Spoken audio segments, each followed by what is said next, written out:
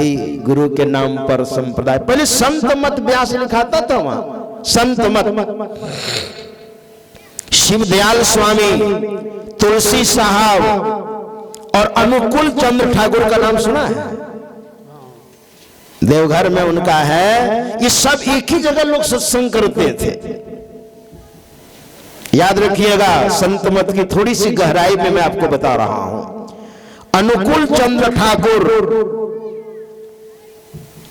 और तुलसी साहब, शिवदयाल स्वामी, ये सब साथ साथ सत्संग करते थे। एक पंडित जी हमारे यहाँ आए थे, तो एक मारवाड़ी भाई वो पूज्य पास शमशी बाबा से पति पत्नी दीक्षा लेकर के आए थे। तो हमारे यहाँ कथा हो रही थी, श्रीमद् भागवत की कथा वो पंडित जी कर रहे थे। तो वो दीक्षा लेकर के आए ना, तो मेरा सत्संग भवन बगल में। तो कहा, पंडित जी मैं दीक्षा लेकर के हम दोनों पति पत्नी आए हैं, तो आप लोगों का हम भोजन कराना चाहते। बड़ी श्रद्धा, श्रद्धा बिना धर्म नहीं होई, बिनु मही गंध की पावई कोई। तो पंडित जी के अंदर ईर्ष्या होने लग गई कि हमारा जो नाम लिया ना कि यहाँ पर भागवतान बाबा भी रहते हैं, इनको भी बुलाएंगे आप भी, और हम भोजन कराएं, हम दीक्षा लेकर के आए। बड़े खुश। पंडित जी के भीतर में ईर्ष्या चलने लग गई। अरे मैं यहाँ पर कथा करता हूँ, मेरा वर्चस्व है। 3500 बरस से वहां पर पंडित जी आ रहे थे और उनका अच्छा धाक था वहां पर। तो मुझे कहा, बाबा रात में 9 बजे आप रहिएगा। बेचारा बड़ा सरल दीक्षा लेकर के आया है, हृदय बड़ा साफ सुथरा। तो 9 बजे आप, और पंडित जी कथा कर रहे हैं, वो भी आएंगे, दोनों का भोजन हमारे यहाँ बनेगा। मैंने कहा, मैं शाम में जब ध्यान करने बैठता हूँ ना, थोड़ा हिला रहा था, हिला डुला रहा था, भीतर में 100% श्रद्धा है कि नहीं। मैंने कहा, जब मैं शाम में बैठता हूँ तो मेरा कोई ठिकाना नहीं रहता है। कभी 8 बजे भी उठ जाता हूँ, कभी 9 बजे उठता हूँ, कभी रात में 10 बजे भी उठता हूँ। लेकिन ध्यान से जगाइएगा नहीं, उठूंगा तभी भोजन करूंगा। और हमने सोच लिया था कि आज तो ज्यादा बैठना है, जान करके देखे पंडित जी कब तक टिकते हैं। निमंत्रण तो हमने दे दिया, लेकिन मैं ध्यान से उठूंगा तब। 8 बजे उठूं कि 9 बजे उठूं, उनको तो 8 बजे बुला लिया कि बाबा उठ जाएं 8 बजे। और पंडित जी बैठे हैं और जान करके उस दिन 10 बजा दिए लगभग। पंडित जी तब तक भूखे बैठे हुए, बाबा आएंगे तब ना, बार बार जा रहे हैं, बगल में सत्संग। तब हम जब उठे तब जो है हमको बुला के लाए। बाबा लगते पंडित जी बैठे हैं, प्रणाम पंडित जी। उसने भी हाथ जोड़ा। वो चाहते पहले साधु महात्मा ही प्रणाम करे, तो हम ही कर लिए। हमारे गुरु महाराज भी प्रणाम पंडित जी। तो पंडित जी कहते थे, खुश रहो बच्चा। तो गुरु महाराज तो को समझते थे कि बच्चा हम है कि क्या, लेकिन गुरु महाराज पहले ये बात है। तो चलो भाई आप खुश हैं तो प्रणाम पंडित जी। और भोजन जानते, मड़वारी का भोजन खाने तो वही जानते हैं, खाने तो मारवाड़ी जानते। हमारे गुरुदेव भी कहते थे, अगर हिंदू है 1 नंबर में तो वो मारवाड़ी है। मारवाड़ी के रसोई घर में मांस, मछली, शराब, खैनी, बीड़ी जो त्याज्य पदार्थ है वो कभी नहीं घुसेगा। लेकिन हमारे देशला में पति पत्नी मिलकर के बनाएंगे, क्या सब नहीं, जो बनाते हैं उसके लिए। बात सही है कि गलत है? इसलिए हम हर एक माताओं बहन से कहता हूं, आप भी अपने रसोई घर में और खाद्य पदार्थ घुसने मत दीजिए।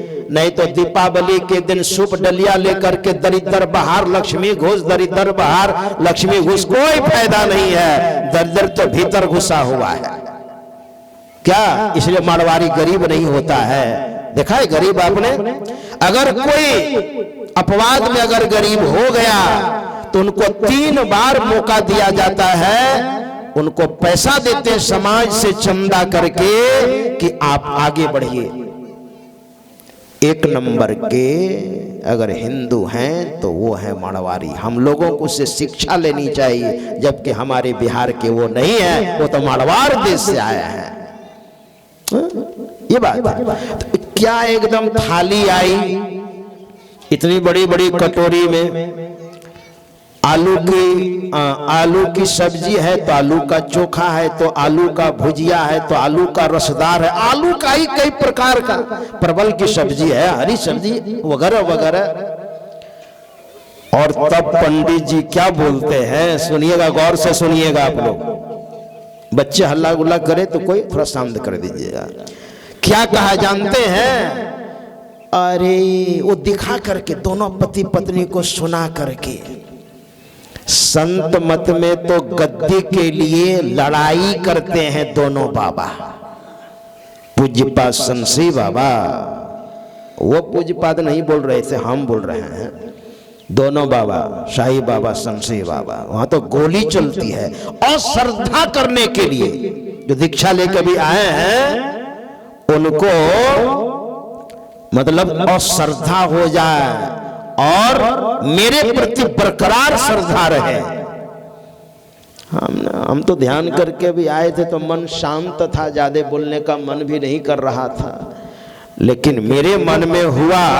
देखिए, जब ध्यान भजन आप बढ़िया से कीजिएगा ना, दुनिया के लोगों की आंखें रहेगी तब ना, है ना, विवेक का नेत्र रहेगा तब ना क्या है कौन है। 2 तरह की दिव्य दृष्टि होती है। एक तरह की पहले दिव्य दृष्टि जो खुलती है वो खुले आम दिखाई पड़ेगा, और दूसरी तरह की जो दिव्य दृष्टि होती है, जो ध्यानी पुरुष होते हैं, लगाना पड़ता है दिव्य दृष्टि से। जागृत की दृष्टि, स्वप्न दृष्टि, मानस दृष्टि, दिव्य दृष्टि, ये 4थी प्रकार की दृष्टि है। उसको लगानी पड़ती है, तब देखने लग जाते हैं। बिंदु मनोलयम कृत्वा दूरदर्शन मापनुयात। तो ध्यान करके उठा था, बोलने का मन नहीं कर रहा था, लेकिन मैंने सोचा इसकी धारणा अलग है, हम समझ गए। और तब मैंने कहा नहीं पंडित जी, आप जो कह रहे हैं आप नहीं जानते हैं। मैंने तुरंत उनकी बात को काटी। हम लोग नजदीक हैं, हम लोग जानते हैं, आप तो दूर हैं, आपको क्या पता। दोनों बाबा नहीं लड़ते, बहुत प्रेम है दोनों बाबा में। और बात सही है कि गलत है? गहराई से दोनों बाबा में बहुत प्रेम था। गुरु महाराज का मस्तिष्क और हृदय खराब कैसे हो सकता है? अगर मस्तिष्क खराब होगा तो गुरु महाराज का मस्तिष्क खराब होगा, अगर हृदय खराब होगा तो गुरु महाराज का हृदय खराब होगा। एक संत का हृदय और मस्तिष्क में बड़ा तादात्म्य होता है, अनुन्याश्रित संबंध होता है। ये संत का हृदय कैसे खराब हो सकता है? हमने कहा आप नहीं जानते हैं। कहा हम तो अच्छी तरह से जानते हैं। हमने कहा कैसे जानते हैं आप? हमने कहा, वो कहते हैं हम भी आश्रम जानते हैं, हम जानते हैं। हमने तब उदाहरण दिया, नदी बह रही है और बगल में आप खड़े हैं, लेकिन लगेगा कि एक ही तरह का पानी बह रहा है ना, लेकिन जब उतरिएगा कहीं घुटना भर, कहीं कमर भर, कहीं अथाह होता है ना। उसी तरह से आप बगल में, हम लोग उस संप्रदाय में हैं, इसलिए हम लोग उतर करके अंदाज लगाए हैं, और आप दूसरे संप्रदाय में हैं। आप दीक्षा लिए का नहीं, तो आप कैसे जानिएगा? आप बगल में खड़े होकर के अंदाज लगा रहे हैं, और हमने प्रैक्टिकल किया है। चुप। तब एक बात क्या उन्होंने कही, हाँ हाँ साधु महात्मा में ऐसा नहीं होना चाहिए, अलग अलग, है ना। तो पैसे वाले पैसे के लिए लोग करते हैं, धन के लिए करते हैं, वहां धन अधिक है ना, इसलिए लड़ाई होती है और बिखर गए अलग अलग। हमने कहा सुनिए, अब इस पर भी मैं आपको कहता हूं, जैसे आज भी लोग बोलते हैं कि अलग अलग हो गए, है ना। अरे अच्छा हुआ अलग अलग हो गए, तो अच्छा हुआ अलग अलग हो गए तो, लेकिन गुरु महाराज का ही तो सिंहासन होता है ना। क्या कोई अपना सिंहासन लगाते हैं क्या? गुरु महाराज का ही सिंहासन, प्रचार हो रहा है और बढ़िया है। तब मैंने कहा भगवान बुद्ध का जब शरीर छूटा सब दिन ऐसा हुआ है। एक साथ में कोई चल सकता है क्या? 5 भाई है तो पांचों भाई क्या साथ में चल सकता है क्या? बच्चे बढ़ेंगे, परिवार बढ़ेगा तो अलग अलग होना ही है क्या? करिए तो सांसारिकता में होती है। मैंने कहा जी नहीं, आध्यात्मिकता में भी होता है। तब मैंने कहा भगवान महावीर का जब शरीर छूटा तो 2 विभाग हुआ। पहले हमारे गुरु महाराज का शरीर छूटा तो 2 विभाग हुआ, पूज्यपाद संसी बाबा और पूज्यपाद शाही बाबा। लेकिन गुरु महाराज का ही सिंहासन है। ये सब के सब प्रचारक हैं, गुरु महाराज का ही प्रचार है। भगवान महावीर का शरीर छूटा तो उसमें श्वेतांबर और दिगंबर 2 विभाजन हुआ। कहा हमने कहा भगवान बुद्ध का शरीर छूटा, हीनयान और महायान हुआ। कहा हाँ। उसी तरह गुरु महाराज का शरीर छूटा तो पूज्यपाद संसी बाबा और पूज्यपाद शाही बाबा हुआ। चुप चुप चुप, अब क्या बोलेंगे? हमने खाइए महाराज, ठंडा जाएगा, है ना।